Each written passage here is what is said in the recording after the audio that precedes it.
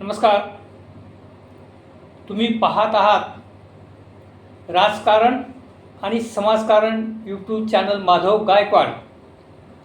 सध्या महाराष्ट्रामध्ये चर्चा आहे ती छत्रपती शिवाजी महाराज यांच्या संदर्भामध्ये बागेश्वर महाराज म्हणजेच त्यांना धीरेंद्र कृष्ण शास्त्री देखील म्हणतात, असा हा महाराज की जो तरुण आहे, युवक आहे.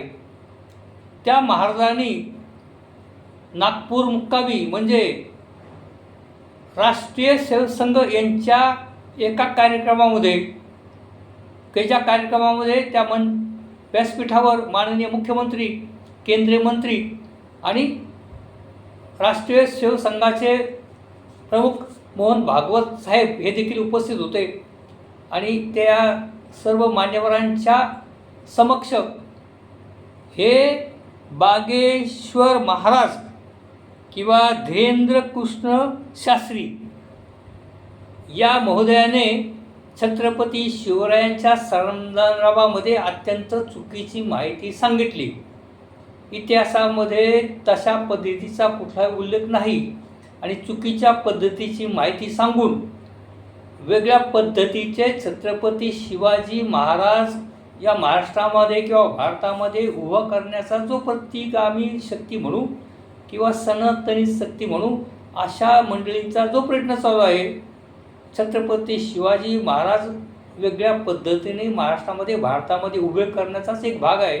आणि त्याचाच भाग म्हणून या बागेश्वर महाराजांनी छत्रपती शिवाजी महाराज व समर्थ रामदास स्वामी यांच्या संदर्भामध्ये केलेल्या विधानामुळे या महाराजांवर महाराष्ट्रामध्ये प्रचंड प्रमाणात टीका होत आहे.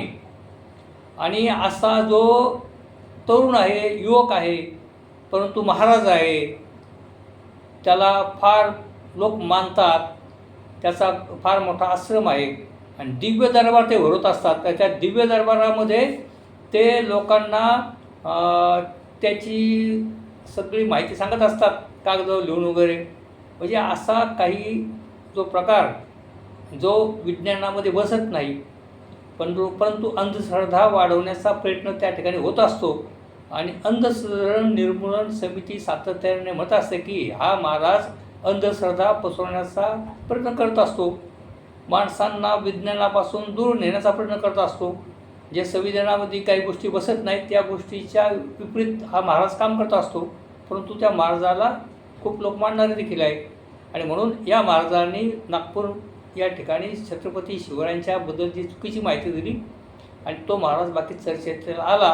आणि या महाराजाची आठवण यासाठी निघते की या महाराजाला भेटण्यासाठी त्याच्या आश्रमामध्ये ते संपूर्ण परिवारासह सर्वोच्च न्यायालयाचे माजी न्यायाधीश साहेब भूषण गवई साहेब हे त्या महाराजाच्या दर्शनासाठी किंवा त्या महाराजाच्या दरबारामध्ये गेले.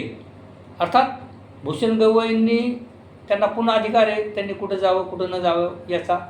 परंतु भूषण गवई हे रासू गवई यांचे चिरंजीव आहेत. रासू गवई हे प्रत्यक्ष बाबासाहेब आंबेडकरांचे सहकारी. अत्यंत तरुणपणामध्ये रासू गवई यांना प्रत्यक्ष बाबासाहेब आंबेडकर यांचा सहवास मिळालेला आहे. आणि पुढे बाबासाहेबांच्या महापरिनिर्वाणाच्या नंतर रासू गवई यांनी रिपब्लिकन पार्टी ऑफ इंडिया या राजकीय पक्षाचे अध्यक्षपद भूषवलेलं आहे. आणि या रासू गवईंनी विधान परिषदेचे आमदार, विधान परिषदेचे उपसभापती, विधान परिषदेचे सभापती, नंतर राज्यपाल, नंतर खासदार अशा अनेक मोठ्या पदांवर या रासू गवईंनी काम केलेलं आहे. आणि आंबेडकरी विचारधारा मांडणारा आणि आंबेडकरी विचाराच्या नुसार म्हणणं त्यांच्यानुसार प्रत्यक्ष बाबासाहेबांच्या आंबेडकरी चळवळीमध्ये काम करणारा नेता. आणि त्यांचा मुलगा हा भूषण गवई. आणि तो ज्यावेळेला ज्यावेळेला सर्वोच्च न्यायालयाचे न्यायमूर्ती होता त्यावेळेला आंबेडकरी समाजाच्या लोकांनी पेढ्या वाटली. आणि त्याच वेळेला माननीय प्रकाश आंबेडकर साहेबांनी अत्यंत सावध प्रतिक्रिया दिली की रासू गवई यांचा मुलगा भूषण गवई हा जरी सरन्यायाधीश झाला असला तरी हे सरन्यायाधीश कशा पद्धतीचे निर्णय देतील हे देखील पाहावं लागेल. कारण आजकालच्या माननीय प्रकाश आंबेडकर साहेब हे म्हणतात की RSSच्या विचारधारेशी सुसंगत असे निर्णय दिले जातात आणि मग त्याचीच परिस्थिती पुढे आली आणि रासू गवई यांचा मुलगा म्हणजे भूषण गवई जे सरन्यायाधीश होते, त्यांनी त्यावेळेला जो निवाडा दिला, जे ST schedule caste schedule tribe जे मागासवर्गीयांचे आरक्षण आहे, त्या आरक्षणामध्ये अवकडं किंवा त्या आरक्षणाचे उपकरण करणे, त्या आरक्षणाचा अवकडं असा प्रकार करणे म्हणजे जातीमध्ये भांडणं सुरू झालेले आहेत आणि अशा पद्धतीचा निवाडा दिलेला आहे. आणि अशा पद्धतीचा निर्णय घेतल्यामुळे माननीय प्रकाश आंबेडकर साहेब ते सुरुवातीला म्हणत होते की हे कशा पद्धतीचे निर्णय घेतील आणि हे RSSला मदत करणारे लोक आहेत. अशा पद्धतीची भूमिका घेणारे माननीय प्रकाश आंबेडकर साहेबांना त्या काळामध्ये लोकांना त्यांची काही भूमिका लोकांना पटत नव्हती, परंतु अनेक वेळेला माननीय प्रकाश आंबेडकर साहेब त्या वेळेला होणाऱ्या घटनेवर जी भूमिका मांडत असतात त्या वेळेला माननीय प्रकाश आंबेडकरची भूमिका अनेकांना पटत नाही, पण कालांतराने तीच माननीय प्रकाश आंबेडकर साहेबांनी मांडलेली भूमिका कालांतराने लोकांना पटते. परंतु सुरुवातीला जी भूमिका पटत नाही ती कालांतराने पटत असते आणि म्हणून दूरदृष्टीचा विचार करून माननीय प्रकाश आंबेडकर साहेब अभ्यासपूर्ण बोलत असतात. आणि म्हणून या भूषण गवई साहेबांच्या त्या उपवर्गीकरणाच्या संदर्भामध्ये आता चर्चा चालू आहे. आता जातीमध्ये भांडणं चालू आहेत आणि आंबेडकरी समाजातील नेत्यांच्यामध्ये एक मोठा रोष निर्माण झालेला आहे. आणि त्याचबरोबर हेच भूषण गवई की जे अंधश्रद्धेच्या विरोधामध्ये बोललं पाहिजे किंवा भारतीय राज्यघटनेचं संरक्षण करण्याचं काम त्यांच्याकडे होतं किंवा आंबेडकरी चळवळीचा फार मोठा वारसा असणारा मोठ्या नेत्याचा मुलगा आणि एवढ्या मोठ्या पदावर जाणारे रासू गवईंचा मुलगा भूषण गवई हे ज्या वेळेला अशा महाराजांच्या दरबारी जातात त्यावेळेला अंधश्रद्धेला खतपाणी घातलं जातं. अशा पद्धतीची देखील भूमिका मांडली जाते. एवढ्या मोठ्या पदावर असणारी व्यक्ती ज्या वेळेला अशा महाराजांच्या दरबारी जाते त्यावेळेला त्या महाराजाला प्रसिद्धी मिळत असते, त्या महाराजाचं मोठेपण वाढत असतं, त्या महाराजाचं प्रस्थ वाढत असतं, आणखी लोक त्याच्या दरबारी जाऊ शकतात. जसं या खरतबाबाच्या दरबारी अनेक राजकीय मोठे लोक जात होते आणि मग त्या राजकीय मोठ्या नेत्यांच्या माध्यमातून त्या खरतबाबाला मोठी प्रसिद्धी मिळाली आणि आता लोक बघतायत की खरतबाबाचं काय प्रकरण झालेलं आहे. आणि म्हणून या संदर्भामध्ये माननीय प्रकाश आंबेडकर साहेबांनी सातत्याने या गवई कुटुंबियांना विरोध केलेला आहे, कारण त्यांचं असं म्हणणं होतं की ही मंडळी खऱ्या अर्थानं आंबेडकरी विचारधारा न मानणारी आणि स्वार्थी भूमिका घेणारे आणि RSS असेल, पुढच्या काळात काँग्रेस असेल यांना मदत करणारी किंवा भारतीय जनता पार्टीला मदत करणारी ही मंडळी आहेत. अशा पद्धतीची भूमिका माननीय प्रकाश आंबेडकर घेत असतात आणि म्हणून सुरुवातीला पटत नाही पण नंतर पटतं माननीय प्रकाश आंबेडकर साहेबांचं.